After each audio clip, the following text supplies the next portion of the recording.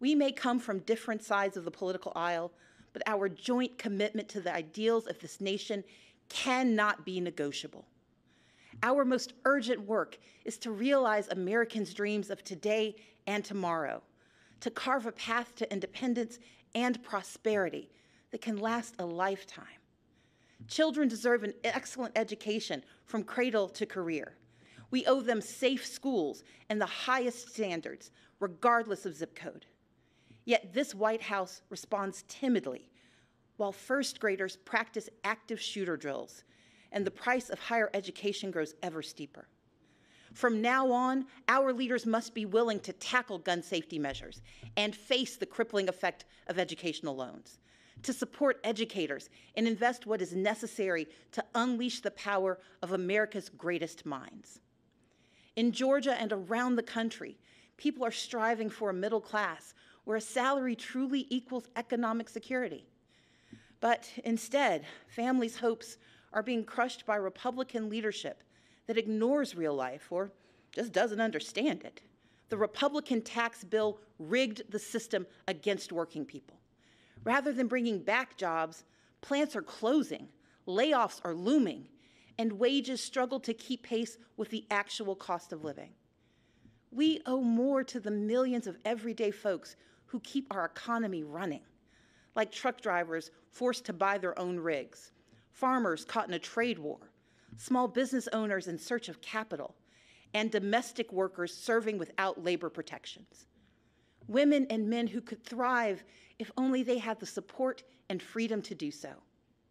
We know bipartisanship could craft a 21st century immigration plan, but this administration chooses to cage children and tear families apart.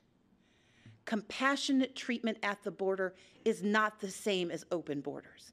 President Reagan understood this. President Obama understood this. Americans understand this. And Democrats stand ready to effectively secure our ports and borders.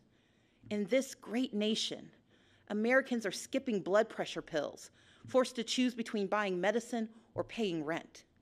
Maternal mortality rates show that mothers, especially Black mothers, risk death to give birth. And in 14 states, including my home state, where a majority want it, our leaders refuse to expand Medicaid, which could save rural hospitals, save economies, and save lives. We can do so much more. Take action on climate change. Defend individual liberties with fair-minded judges. But none of these ambitions are possible without the bedrock guarantee of our right to vote. Let's be clear. Voter suppression is real. From making it harder to register and stay on the rolls, to moving and closing polling places, to rejecting lawful ballots, we can no longer ignore these threats to democracy. We must reject the cynicism that says allowing every eligible vote to be cast and counted is a power grab. Americans understand that these are the values our brave men and women in uniform and our veterans risk their lives to defend. The foundation of our moral leadership around the globe is free and fair elections, where voters pick their leaders, not where politicians pick their voters. In this time of division and crisis, we must come together and stand for and with one another. America has stumbled time and again on its quest towards justice and equality. But with each generation, we have revisited our fundamental truths, and where we falter, we make amends. We fought Jim Crow with the Civil Rights Act and the Voting Rights Act. Yet we continue to confront racism from our past and in our present, which is why we must hold everyone from the highest offices to our own families accountable for racist words and deeds, and call racism what it is, wrong.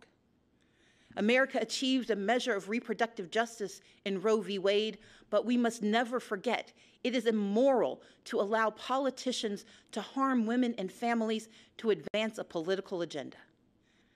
Our progress has always been found in the refuge, in the basic instinct of the American experiment, to do right by our people.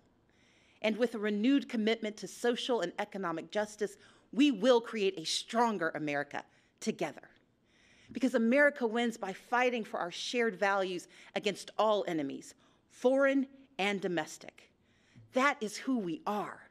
And when we do so, never wavering, the state of our union will always be strong.